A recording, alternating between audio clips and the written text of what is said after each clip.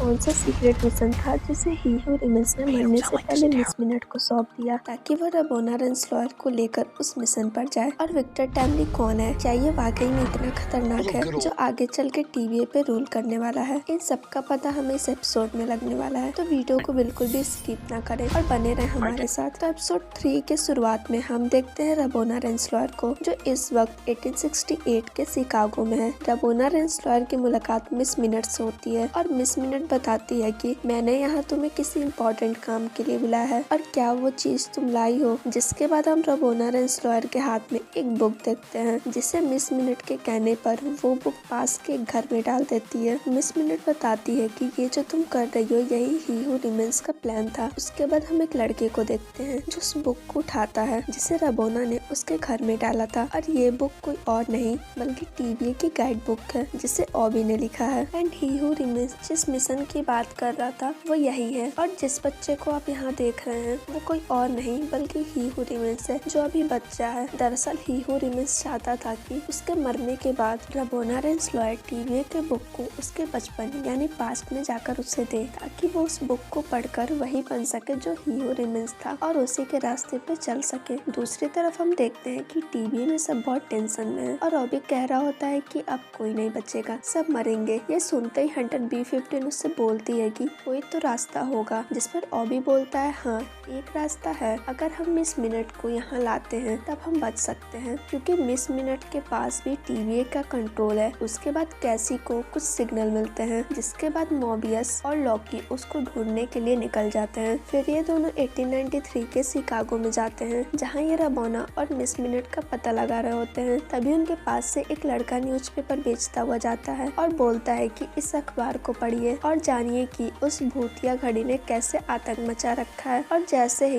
ये दोनों भूतिया घड़ी के बारे में सुनते हैं वो समझ जाते हैं कि ये कोई और नहीं बल्कि मिस मिनट है। इसके बाद ये दोनों उस जगह पर जाते हैं जहाँ उसे लास्ट टाइम देखा गया था और वहाँ जाकर ये दोनों देखते हैं एक बोर्ड जहाँ विक्टर टाइमली और नीचे टेम्पोरल मार्वल लिखा होता है। और टेम्पोरल वर्ड देखते ही ये समझ जाते हैं कि यहाँ कुछ जरूर मिलेगा। उसके बाद ये दोनों पहुँच जाते हैं उस जगह पे जहाँ वो इवेंट होने वाला था और उस इवेंट में रबोना रेंसलॉयर भी मौजूद होती है। उसके बाद हम देखते हैं उस शख्स को जिसका इंतजार हम सब कर रहे थे, विक्टर टाइमली, जिसको देखने के बाद लॉकी बिल्कुल डर सा जाता है और बोलता है ये वही है हीरो रिमेंस, ये उसी का वेरिएंट है। फिर मोबियस बोलता है पर ये तो बिल्कुल भी खतरनाक नहीं है जैसा कि तुमने बताया था। उसके बाद हम देखते हैं कि विक्टर टेम्पोरल लूम के अपने इन्वेंशन को लोगों के सामने शो करता है। ये वही विक्टर टाइमली है जिसे रबोना ने 1868 में टीवीए की बुक दी थी और उसका इन्वेंशन देखने के बाद लोग बहुत ही ज्यादा इंस्पायर होते हैं और कुछ लोग उससे पार्टनरशिप के लिए भी ऑफर करते हैं, जिस पर विक्टर बोलता है कि वो पार्टनरशिप नहीं करता है। उसके बाद हम देखते हैं कि विक्टर इस टेम्पोरल के छोटे से मॉडल का बोली लगाने लगता है और उनमें से एक शख्स ने $1000 देकर इसे खरीद लेता है। उसके बाद विक्टर वहाँ से जाने लगता है। तभी रबोना उसे रोक लेती है और बोलती है कि मुझे आपकी फ्यूचर को लेकर कुछ बात करनी है। और तभी लॉकी और मोबियस भी वहाँ आ जाते हैं और वो भी विक्टर से बात करने की कोशिश करते हैं। और तभी कुछ लोग आके विक्टर को पकड़ने लगते हैं और बोलते हैं तुमने मुझे ठगा है। फिर विक्टर उन सबको चकमा देकर भाग जाता है। उसके बाद हम देखते हैं कि सिल्वी भी वहाँ पर आ जाती है और विक्टर को मारने के लिए आगे बढ़ती है। तभी लॉकी बीच में आ जाता है और सिल्वी को समझाता है कि हमें इस वक्त विक्टर की जरूरत है, एक यही है जो टेम्पोरल लूम को ठीक कर सकता है। पर सिल्वी लॉकी की बात नहीं मानती है और फिर इन दोनों में फाइट होती है जिस दौरान विक्टर और लॉकी नीचे गिर जाते हैं। फिर रबोना मिस मिनट को आजाद कर देती है, जिसके बाद मिस मिनट भूतिया घड़ी बन के अपना साइज बड़ा कर लेती है और लोगों को डराने लगती है। और उसी बीच रबोना विक्टर को लेकर वहाँ से भाग जाती है। फिर विक्टर और रबोना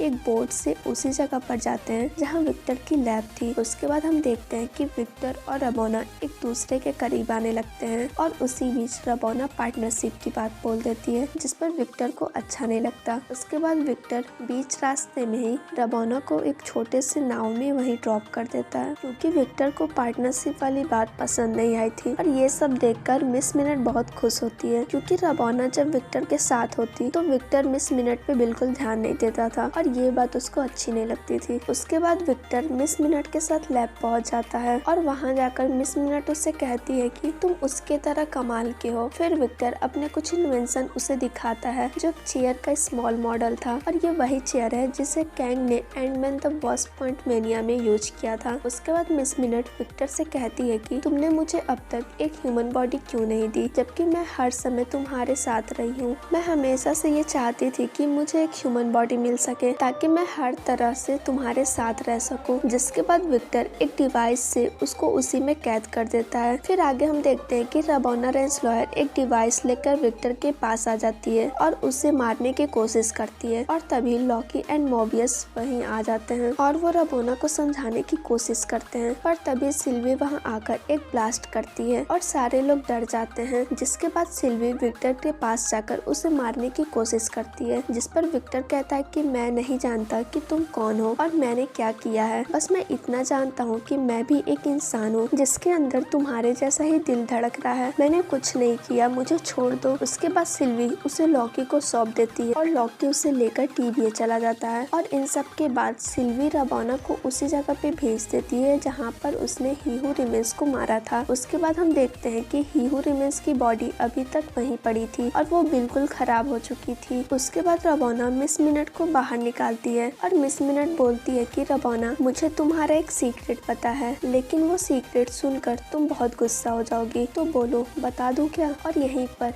ये एपिसोड भी खत्म हो जाता है। अब कौन सा राज है जो मिस मिनट जानती है, ये तो अब नेक्स्ट एपिसोड में पता चलेगा। तो तब तक के लिए बने रहे हमारे साथ, मिलते हैं नेक्स्ट एपिसोड में।